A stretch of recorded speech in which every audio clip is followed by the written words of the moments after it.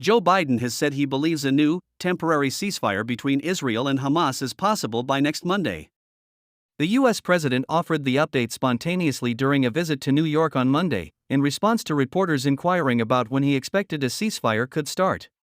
"My national security advisor tells me that we're close. We're close. We're not done yet," Biden said. "My hope is by next Monday, we'll have a ceasefire." Biden made the comments in New York after taping an appearance on NBC's Late Night with Seth Meyers. Over the weekend, Israel's war cabinet approved the broad terms of a deal to pause fighting for several weeks in exchange for the release of hostages held in Gaza. In a protracted bid to bring about a truce, Egypt, Qatar, the United States, France, and others have acted as go-betweens for Israel and Hamas, with negotiations ongoing.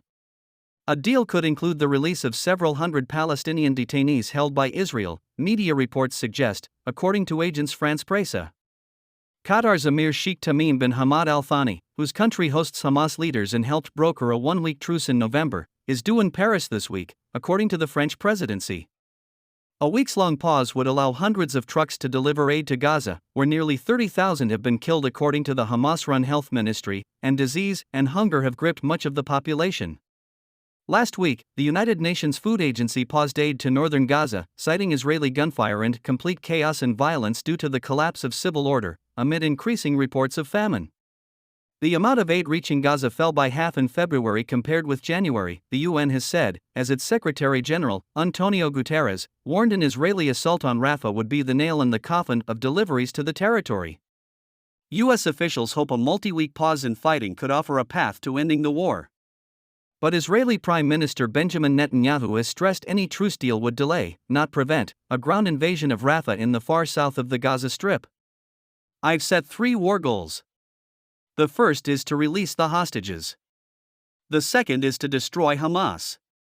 And the third is to ensure that Gaza does not pose a threat to Israel in the future," he said, speaking on CBS's Face of the Nation. "Understand that unless we have total victory, we can't have peace. We can't leave Hamas in place." Netanyahu's office on Monday said the military had shown Israel's war cabinet its plan for evacuating civilians from Rafah, but no details have been released on where those displaced people could go.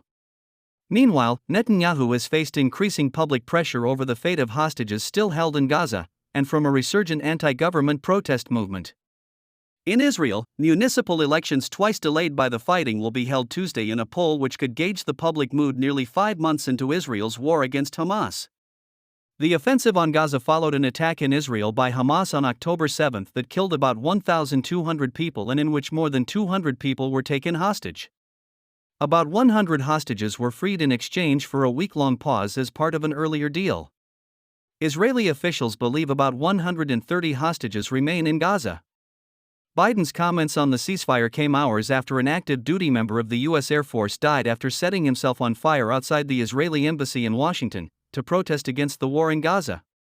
The situation has become politically complicated for the U.S. president, who is vying for votes in the U.S. presidential primary elections.